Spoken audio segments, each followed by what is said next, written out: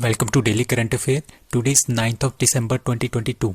The question is, who will unveil the FIFA World Cup trophy in Qatar later this month? अभी Qatar में क्या हो रहा है, फीफा वर्ल्ड कप हो रहा है. ठीक है, फीफा वर्ल्ड कप मतलब कि जो फुटबॉल का वर्ल्ड कप है वो कतर में हो रहा है. उसकी जो फाइनल की ट्रॉफी है वो कौन अनवील करेगी? उनका नाम है दीपिका पादुकोण. तो इस तरह का काम करने वाली दीपिका पहली एक्टर बन जाएगी.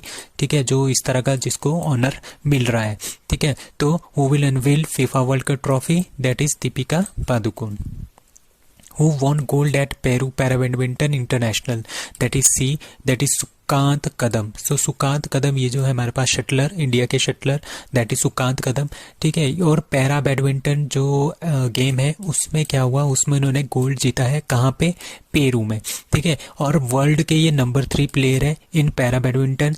ठीक है, इन्होंने किसको हराया है? इन्होंने सिंगापुर के ची ह्यूंग आंग को हराया है.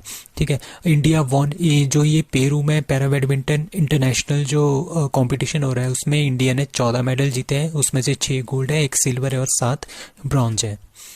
Who developed Sindhuja 1 ocean wave energy converter? That is C. IIT Madras. So IIT Madras ने क्या किया है, इन्होंने एक सिंधुजा 1 नाम का एक डिवाइस बनाया है. ठीक है, उसकी वजह से क्या होगा, जो समुद्र होगा ना, समुद्र में जो ऊपर को लहरें उठती हैं उस लहरों को ये कन्वर्ट करेगा. किसमें? जो ये डिवाइस है, ये जो लहरें उठेगी ये इस डिवाइस में जाएगी. इस डिवाइस में क्या होगा, इस डिवाइस से क्या निकलेगी, फिर इलेक्ट्रिक सिग्नल निकलेगा. मतलब कि इन्होंने इलेक्ट्रिसिटी जनरेट कर दी है.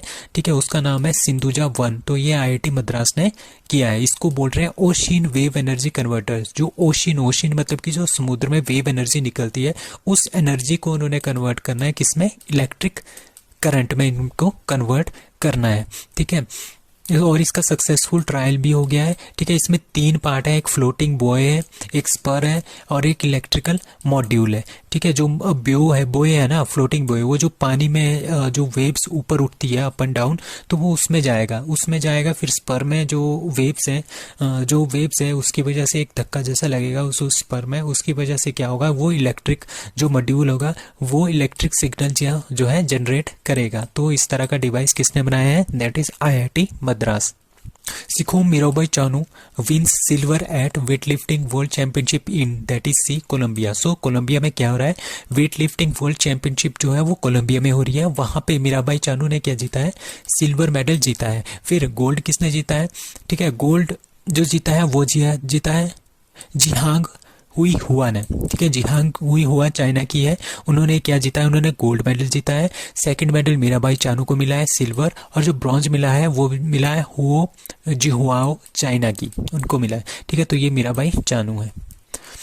So BBC releases 100 most influential women list.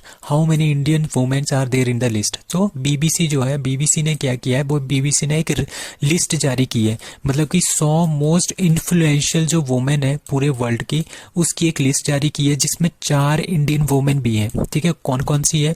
एक है एक्ट्रेस प्रियंका चोपड़ा. ठीक है, दूसरे हैं author Geetanjali Shree, engineer and astronaut Sirisha Bandla और सोशल वर्कर स्नेहा जवाले. तो ये चारों इसमें शामिल है. और जो बीबीसी की ये जो मोस्ट इन्फ्लुएंशियल वुमेन लिस्ट है ये किस किस क्षेत्र से ली की गई है? पॉलिटिक्स से, साइंस से, स्पोर्ट्स से, एंटरटेनमेंट से एंड लिटरेचर से ये वुमेन जो है ली गई है. तो इंडिया की किसमें कितनी है? इसमें 4 वुमेन इंडिया की भी शामिल है टॉप 100 में. Who host conclave of NSA National Security Advisors of Central Asian Countries? अभी क्या हुआ है, नेशनल सिक्योरिटी एडवाइजर जो इंडिया के हैं Ajit Doval plus central Asian countries के जो हैं वो आपस में क्या है, उनकी एक मीटिंग हुई है. ठीक है, तो वो होस्ट किसने किया है? वो होस्ट किया है इंडिया ने. ठीक है, सेंट्रल एशियन कंट्रीज कौन कौन सी है? कजाकिस्तान, किर्गिस्तान, तुर्कमेनिस्तान, तजाकिस्तान और उज्बेकिस्तान. इनके साथ इन्होंने मीटिंग की है. ठीक है, इनके साथ मीटिंग करके इन्होंने क्या किया है, जो टेररिज्म है, क्रॉस बॉर्डर जो टेररिज्म होता है उसको खत्म करने की बात कही है. और दूसरा इन्होंने अफगानिस्तान में जो सिक्योरिटी सिचुएशन है उसके बारे में भी इन्होंने बात की है कि किस तरह से वहां पे स्टेबिलिटी लाई जाए. RBI Monetary Policy 2022, RBI repo rate hike by 35 BPS to that is a 6.25%। ठीक है, 6.25% जो है ये बढ़ गया है, मतलब कि जो रेपो रेट है वो 6.25% जो है वो पहुंच गया है। इसका मतलब ये है जितना ज़्यादा हमारे पास बैंक रेट होगा उतना ज़्यादा जो है जब हम लोन लेंगे किसी भी बैंक से उतना ज़्यादा हमें इंटरेस्ट देना पड़ेगा। इस तरह से क्या होगा, लोग क्या सोचेंगे, लोग सोचेंगे कि हमने कम से कम ज़्यादा पैसा जो है बैंक से उधार लेना है। तो इस तरह से क्या होगा, इस तरह से ये महंगाई को कंट्रोल करने के लिए ये इंक्रीज कर रहे हैं। तो इसका मतलब ये है इंडिया में काफ़ी ज़्यादा इन्फ्लेशन हो रही है जिसकी वजह से जो रेपो रेट है वो लगातार इंक्रीज कर रहा है, और इसी साल ये 5वीं बार जो है इन्होंने इसको बढ़ा दिया गया है। ठीक है, अभी जो पॉलिसी रेपो रेट है वो है 6.25% चेंज। जो भी लोग बैंकिंग की तैयारी कर रहे हैं तो उसके लिए ये काफ़ी इंपॉर्टेंट है। अब standing deposit facility that is 6%, marginal standing facility rate 6.5%, bank rate 6.5%, fixed reserve repo rate 3.35%, cash reserve ratio 4.5%, statutory liquidity ratio that is 18%। So RBI monetary policy की जो मीटिंग होती है वो साल में 6 बार होती है, 2-2 महीने के अंतराल के बाद। Google launches anti miss information campaign in that is D India.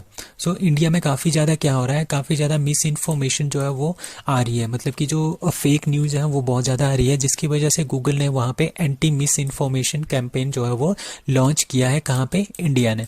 ठीक है, यहाँ पे पता ही आपको कि बहुत सारे गूगल्स, मेटा, ट्विटर, फेसबुक जो भी है, जितने भी सोशल मीडिया है, यहाँ पे बहुत ज़्यादा जो है वो फेक न्यूज़ फैलाई जाती हैं। ठीक है, उसको रोकने के लिए क्या किया है, गूगल ने एंटी मिस इन्फॉर्मेशन कैंपेन जो है वो इंडिया में लॉन्च किया है। Time magazines 2022 person of the year is given to that is Vladimir Zelensky and spirit of Ukraine. ये यूक्रेन के प्रेसिडेंट है व्लादिमीर जेलेंस्की, और स्पिरिट ऑफ यूक्रेन की जो स्पिरिट है उसके लिए टाइम मैगजीन 2022 ने पर्सन ऑफ द ईयर जो है इन दोनों को अवार्ड दिया है। ये कोई इंसान नहीं है, ये स्पिरिट ऑफ यूक्रेन है, और व्लादिमीर जेलेंस्की क्या थे, प्रेसिडेंट ऑफ यूक्रेन है। ठीक है, तो time magazine named president Vladimir Zelensky as well as the spirit of Ukraine as its person of the year award for 2022। अभी पता है वहाँ पे रशिया का वॉर काफ़ी ज़्यादा हो रहा है, बट व्लादिमीर जेलेंस्की और वहाँ के यूक्रेन के लोग पीछे नहीं हट रहे हैं, जिसकी वजह से टाइम मैगजीन 2022 ने person of the year award दिया है Vladimir Zelensky and spirit of the Ukraine को। So that's all for today, thank you.